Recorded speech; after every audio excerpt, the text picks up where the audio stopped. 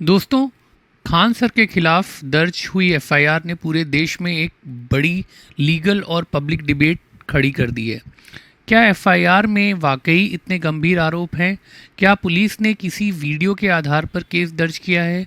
क्या खान सर पर खुद फायरिंग करने का आरोप है?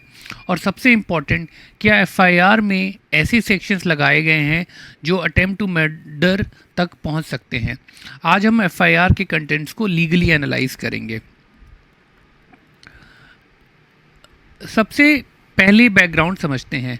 पुलिस के मुताबिक 4 जून 2026 को खान ग्लोबल एकेडमी के पास भीड़ जमा थी। एफआईआर के अनुसार नारेबाजी हो रही थी, अफरा तफरी और हंगामा होने की बात कही गई है। पुलिस का कहना है कि सूचना मिलने के बाद पुलिस टीम मौके पर पहुंची। ये सारी बातें एफआईआर में दर्ज पुलिस वर्जन का हिस्सा हैं। अभी तक कोर्ट ने इन्हें सत्य या असत्य डिक्लेयर नहीं किया है।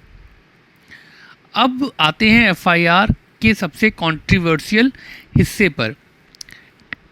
एफआईआर में पुलिस ने लिखा है कि खान सर ने अपने सिक्योरिटी गार्ड से कहा, जल्दी जल्दी फायर करो, भीड़ पर फायर करो, जो होगा मैं समझ लूँगा। अब यहाँ एक बहुत इंपॉर्टेंट लीगल पॉइंट है। पुलिस ने ये बात किसी ऑडियो रिकॉर्डिंग या वीडियो रिकॉर्डिंग के बेसिस पर एफआईआर में मेंशन नहीं की। एफआईआर पढ़ने से प्रथम दृष्टि में लगता है कि पुलिस ने मौके पर मौजूद गवाहों के बयानों के आधार पर ये एलिगेशन रिकॉर्ड किया है। लीगल लैंग्वेज में इसे ब्रॉडली एक्स्ट्रा जुडिशनल स्टेटमेंट या विटनेस वर्जन कहा जा सकता है। यानी पुलिस का केस स्टेज पर उन लोगों के बयानों पर निर्भर करता है जिन्होंने ये बात अलिजिडली सुनी या देखी। हेलो दोस्तों, अगर आपको लीगल केसेस को फैक्ट्स और लॉ के साथ समझना पसंद है तो वीडियो को लाइक और शेयर ज़रूर करिएगा। अब आगे बढ़ते हैं। एफआईआर के मुताबिक इस अलेज्ड इंस्ट्रक्शन के बाद सिक्योरिटी गार्ड्स ने लाइसेंस राइफल निकाली और फायरिंग की। पुलिस ने दोनों गार्ड को अरेस्ट कर लिया, वेपन्स और एम्यूनेशन भी सीज कर लिया। एफआईआर में 2 सिक्योरिटी गार्ड्स के नाम दिए गए हैं।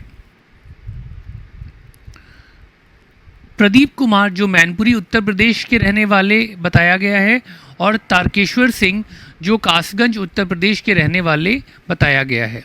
एफआईआर के अनुसार लाइसेंस डिटेल्स और वेपन नंबर्स भी रिकॉर्ड किए गए हैं। अब सबसे important legal issue, Khan sir को एफआईआर में क्यों नामजद किया गया है? ध्यान से समझिए। एफआईआर में ये आरोप नहीं है कि खान सर ने खुद राइफल चलाई। एफआईआर का एलिगेशन ये है कि उन्होंने गार्ड्स को फायरिंग के लिए कहा या प्रेरित किया। इसी वजह से प्रोसिक्यूशन का पूरा केस अलेज्ड इंस्टिगेशन या अबेटमेंट के कॉन्सेप्ट पर खड़ा नजर आता है। अब सवाल उठता है कि पुलिस को कोर्ट में क्या प्रूफ करना होगा। पुलिस को सबसे पहले ये दिखाना होगा कि खान सर स्पॉट पर मौजूद थे। पुलिस को ये भी एस्टैब्लिश करना होगा कि एग्जैक्टली कौन से शब्द बोले गए, विटनेसेस कितने रिलायबल हैं, क्या उनके बयान एक दूसरे से मैच करते हैं, क्या कोई इंडिपेंडेंट विटनेस है, क्या कोई सीसीटीवी फुटेज है, क्या कोई ऑडियो या वीडियो एविडेंस मौजूद है, और सबसे इम्पॉर्टेंट, अलेज्ड इंस्ट्रक्शन और एक्चुअल फायरिंग के बीच डायरेक्ट कनेक्शन स्टैब्लिश किया जा सकता है या नहीं।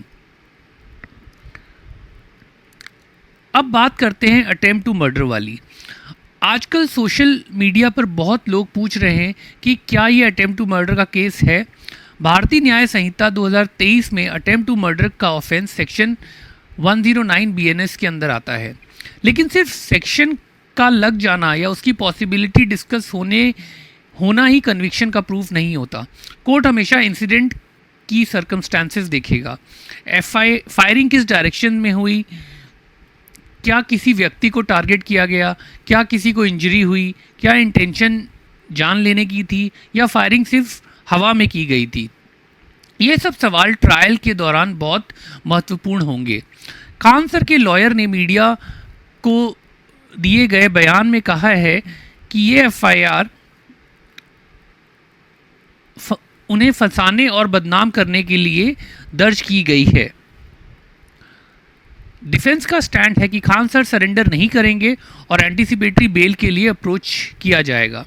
यानी अब एक तरफ प्रोसिक्यूशन का वर्जन है और दूसरी तरफ डिफेंस का वर्जन। फाइनल सच्चाई इन दोनों में से कौन सी है, इसका निर्णय कोर्ट ही करेगा। और यही हमें एक बहुत इंपॉर्टेंट लीगल प्रिंसिपल तक ले जाता है। एफआईआर बराबर कन्विक्शन नहीं होती। एफआईआर सिर्फ क्रिमिनल लॉ को मोशन में लाती है। उसके बाद इन्वेस्टिगेशन होती है, एविडेंस कलेक्ट किया जाता है, चार्जेस एग्जामिन किए जाते हैं, विटनेस क्रॉस एग्जामिन होते हैं और उसके बाद ही कोर्ट गिल्ट या इनोसेंस पर फैसला करता है। इसलिए इस स्टेज पर सबसे बैलेंस्ड लीगल कंक्लूजन यही है कि एफआईआर में गंभीर आरोप दर्ज किए गए हैं।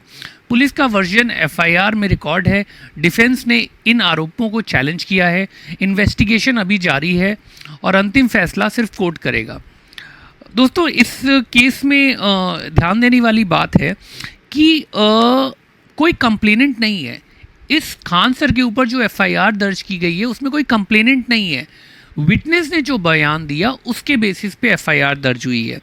तो प्राइमा फेसाई ये जिसे कहते हैं, ये एफआईआर उतनी गंभीर नहीं मालूम पड़ती, जैसे कि उनके लॉयर ने बोला भी है कि ये तो किसी ने कंप्लेंट नहीं की थी। पुलिस ने किसी और एफआईआर के बेसिस पे इन्वेस्टिगेशन के लिए इनके गार्ड को बुलाया और उन्होंने बयान दिया कि खान सर ने बोला था कि बंदूक चलाओ और जो होगा देखा जाएगा। और अगर रिकॉर्डिंग में जो आया है, बंदूक उन्होंने हवा में चलाई। तो जिसे कहते हैं ना इंग्लिश में, by no stretch of imagination ये कोई अटेम्प्ट टू मर्डर का केस था। बिकॉज मर्डर में क्या होता है, अटेम्प्ट टू मर्डर के क्या इंग्रेडिएंट्स हैं, जो लॉ स्टूडेंट्स हैं वो जानते होंगे।